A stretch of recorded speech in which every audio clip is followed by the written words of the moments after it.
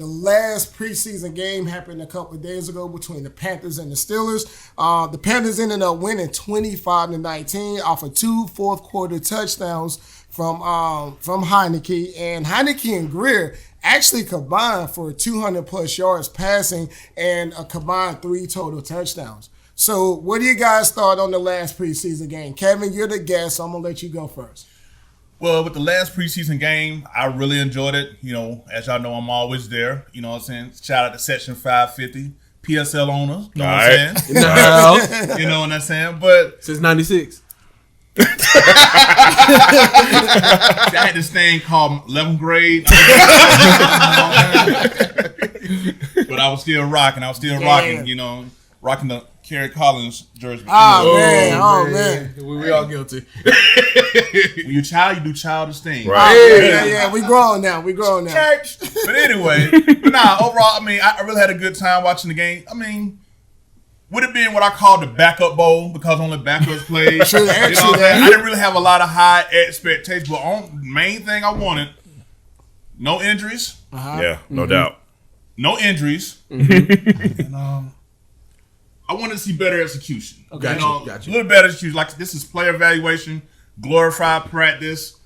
But at the end of the day, as a fan, you still want to see your team come out on top by doing better than other teams. And let me also say this. You know, the game obviously doesn't count. It means nothing. But if those Steelers would have won, it definitely would have meant something to those doggone Charlotte Steeler fans. So I'm just glad I didn't have to scroll down my timeline and hear that crap, even though it was a preseason game that didn't matter. But to your point, I am glad that we did see better execution because we've looked flat all preseason, especially the offense. The offense has been way behind the defense all preseason, and I'm glad they showed some continuity. Again, I know it's preseason, it's the backup bowl, but you at least wanted to see something encouraging going into week 1. You know what I mean? Like church soda, bro. Honestly, I'm just glad it's over. Yeah. More importantly, Clemson won Thursday night. Oh, boy. There you go. We win the road to another national championship. Trevor Lawrence, you need to get better. Well, okay, so I was actually at the game. And this past Thursday showed me why I love watching the game from home so much.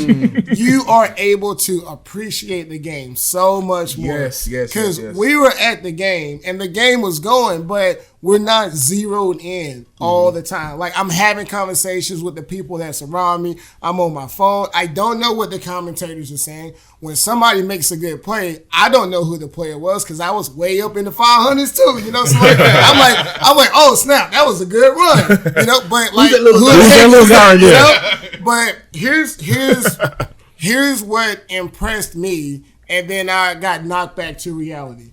That first, I want to say the second drive of the game, Will Greer started the game, and he drove the ball pretty much the entirety of the field. Yeah. And as they're driving, I'm like, whoa, Will looks pretty doggone good. And then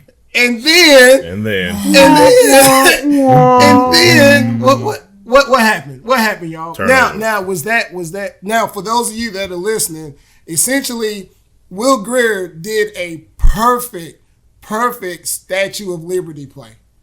Unfortunately, it was the Steelers who capitalized on the Statue of Liberty. Right. Now, with me being up in the stands, I obviously wasn't able to engulf the entirety of the play. So for Roddy and Jamal, you guys watching from home, whose fault was it? Was that the O-line? Like, what were the commentators saying? What did that look like? Well, I can't tell you what the commentators were saying because I don't like listening to Mike Rucker that much.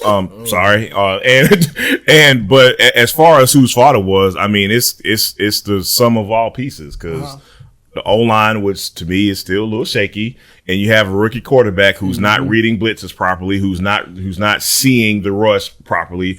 It was just the sum of all parts, man. You know what I mean? So I can't really say it was anybody's fault. Okay. Ditto, I agree with that. Okay, so from game 1 of the preseason to the last game of the preseason, Kevin, give me your thoughts on Will Greer from start to finish. The first 2 or 3 weeks, it was oh my God, we wasted the 3rd round draft pick on this guy. But you know, in his defense, he looked good versus the Steelers from what I saw. So give me your personal opinion on Will Greer's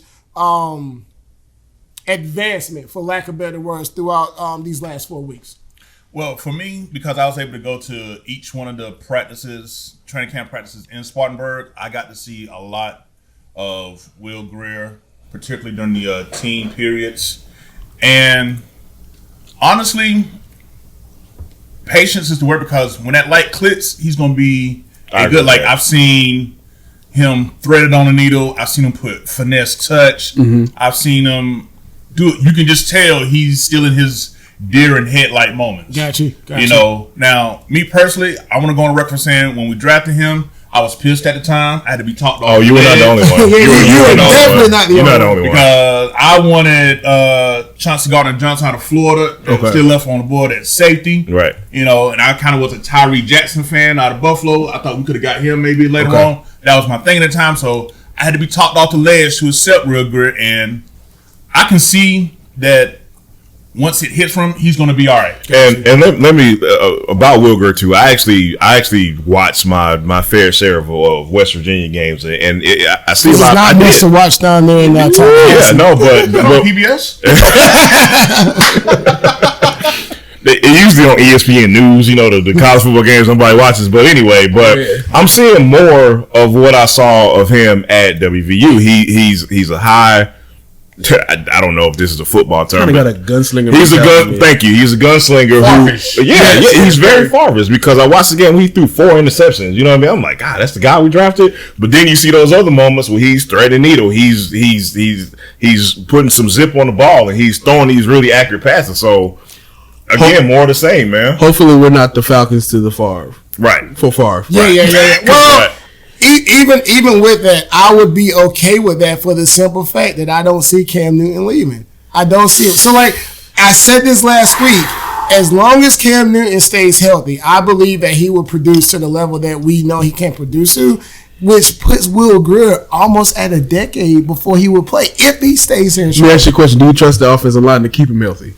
And see, that's the huge question. Not right now, I don't, man. That's a huge question. Say it. Well, let me tell you this about the offensive line. Someone that not only played it, but I was able to coach a little bit. With you look like a receiver. I'm messing with maybe on Sunday dinner. I received this food in the name of the Father, Son, but seriously though, like, I know people want to get on the offensive line, but you got to understand, Darrell Williams and Matt Paradis, they were brought back slowly during camp, so they didn't get a lot of the live reps. Okay. And even if they was healthy, offensive line always takes the longest to gel. Right. Always. But once it's gel, that thing is a thing of beauty. Okay. You got a new guy at center that's making the calls, Matt Paradis. He's coming off a broken leg. Mm-hmm. And I know people think, he Pro Football Focus had a number 2 rated center, and this and he's taking the place of Khalil. They don't expect mid-season form as of yet. Right. Patience is the key. But let me speak to that. It don't need to be taking too long. We don't need to be in week 8 like, they finally got together. You know what I'm saying? Like that's my. I mean, because we got a monster week 1, man. I'm telling you. Yeah, like dude, that beast is scary, man. Come here, man. Yeah.